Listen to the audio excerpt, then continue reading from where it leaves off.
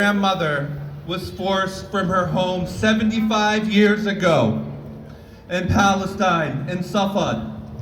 When they remember, every time something happens, they have the memory that only lasts one day. But for Palestinians, we've been dealing with this ethnic cleansing for 75 years. My grandmother passed away 3 weeks ago, 2 days before this began. We are not able even to grieve our dead ones before they continue to kill more. I had just dropped off my 2 children, Maggie and Zaina, at my mother's house. My son, Rayyan, here is in the audience with my wife, and I cannot imagine what the people of Gaza are going through.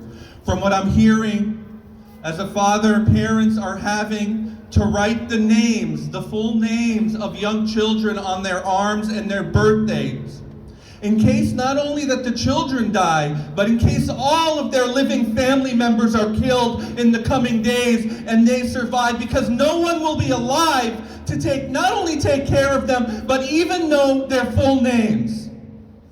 It is an absolute shame what is happening. And let's be absolutely clear. This is not only an assault by Israel, it is an assault by this government who sends billions of dollars, who instead of telling Israel to stop, has sent more money, sent its war carriers, sent its military advisors.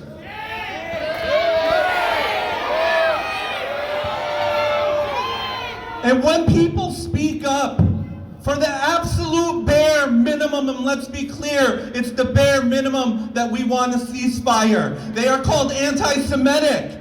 Rashida Tlaib in Congress is facing expulsion from an anti-Semite in this country. A right-wing fascist is trying to kick her out of Congress.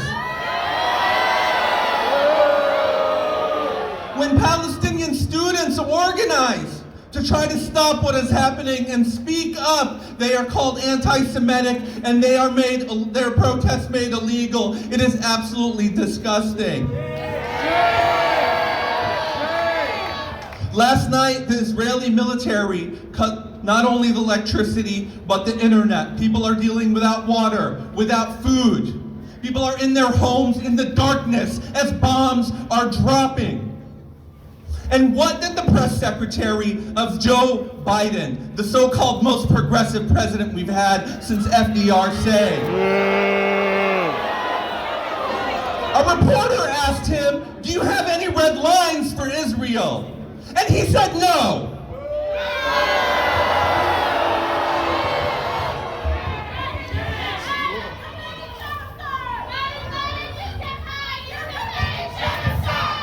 Biden, you can't hide, you're committing genocide. Biden, you can't hide, you're committing genocide. And it's not only Biden. There have only been 13 representatives who have signed on for a ceasefire. Every single politician that I know of in this state, no one has signed on from the federal level, not Merkley, not Wyden, not Bonamici, not Herb Blumenauer.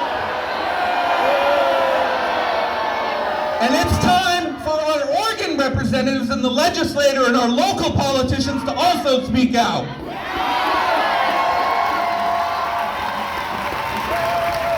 I've heard of one politician who's made a clear statement, and that's Farah Chachi. One out of all the politicians in this state. It is a shame. We have to keep on coming out, because let me tell you, they will tell us there's a humanitarian pause, which means that they're going to stop for a few hours in an area to send some food so they can feed people, as then they can continue to kill them. We have to keep on fighting. The message from Gaza is clear. We want a ceasefire now. Ceasefire now! Ceasefire now! Ceasefire now! Ceasefire now! Ceasefire now! Ceasefire now! Ceasefire now! Ceasefire now! I'll say one last thing. We cannot depend on the politicians. We have to force them. The people in the streets here today, the millions around the world that are coming out. And let me tell you, they want to put the Jewish people of this country and try to blame this on them as if they're protecting Jews. And I am so proud to say that Jewish people took over Grand Central Station in New York yesterday and said, not in our name. Jewish people here and across the world who stand against this injustice and for freedom for all people are our brothers and our sisters and our siblings.